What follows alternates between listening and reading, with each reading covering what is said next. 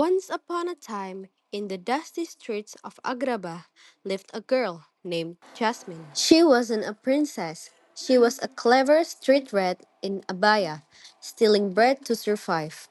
High above, Prince Aladdin looked down from his marble balcony, bored with palace life. He slipped into the city disguised as a commoner. He found Jasmine cornered by some people after she shared a stolen apple with a hungry child.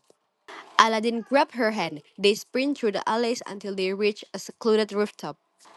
After a long sprint, Jasmine wiping soot from her cheek.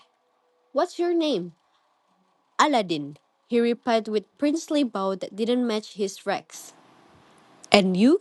You're too fierce for these allays. She sighed and smiled, looking at the palace.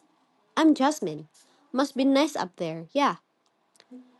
Aladdin, also looking at the palace, gently shook his head like he said no.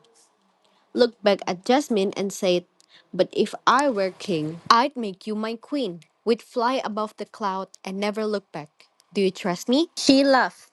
Taking his hand as sign, she agreed. He led her to the shimmering carpet hidden in the shadow. They soared over the sky, the wind cooled against their faces. I'll change the laws for you, just. Then the world began to shake. The silk of his royal vest turned into a scratchy, thin burlap. The palace balcony dissolved into a cold, damp stone floor. Aladdin blinked, his eyes stinging from the desert wind. He wasn't a prince. He was a beggar huddled in a doorway, shivering under a moldy rug he'd imagined was a flying carpet. Beside him lay a rusted, empty oil lamp he'd found in the trash.